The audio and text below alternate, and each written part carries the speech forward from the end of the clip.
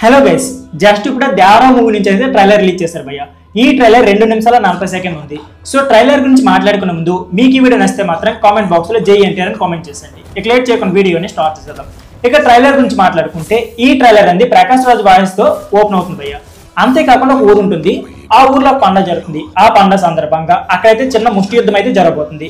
So ఆ ముష్టి యుద్ధంలో ఎవరైతే గెలుస్తారో వాళ్ళకే ఆ ఊరి యొక్క పెత్తనం అనేది జరుగుతుంది. సో కరెక్ట్ గా అబ్జర్వ్ చేసినట్లయితే ఆ ఊర్లో అందరూ చాలా భయంగా ఉంటారు. ఎవరో ఒకరు పెద్ద మనిషి ఉంటారు. ఆ పెద్ద మనిషి ఎవరో కాదు, మన సైఫ్ అలీ ఖాన్ ఫ్యామిలీకి సంబంధించిన వాళ్ళు అయి ఉండొచ్చు. సో మేబీ ఇక్కడ సైఫ్ అలీ ఖాన్ వాళ్ళతో పెద్ద ఫ్యామిలీ కావడంతో వాతంతో ఫైట్ చేయడానికి ఎవరైతే ముందుకు రాకపోవచ్చు. సో సడన్ గా దేవరా అంటే మన ఎన్టీఆర్ అక్కడి నుంచి బయటకు వస్తారు. అయితే ఇందులో ఎన్టీఆర్ గారు డ్యూయల్ రోల్ చేయబోతున్నారు కదా. అది మనం ఇంతకు ముందు అన్నదమ్ములు అనుకున్నాం, తండ్రి కొడుకులని కన్ఫ్యూజన్ ఉండేది. కానీ ఈ ట్రైలర్ తో అయితే కన్ఫర్మ్ అయిపోయింది.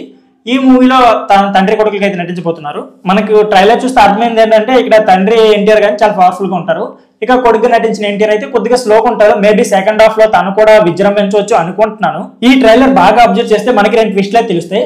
అదేంటంటే తండ్రిగా నటించిన ఎన్టీఆర్ నెక్స్ట్ సైఫ్ అలీ ఖాన్ ఇద్దరు క్లోజ్ ఫ్రెండ్స్ లో ఉన్నారు. అయితే వీరిద్దరి వల్ల ఆ ముష్టి యుద్ధం టైంలో వీళ్ళిద్దరు అయితే డిస్కషన్ అయ్యి ఉండి విడిపోయి ఉండొచ్చు.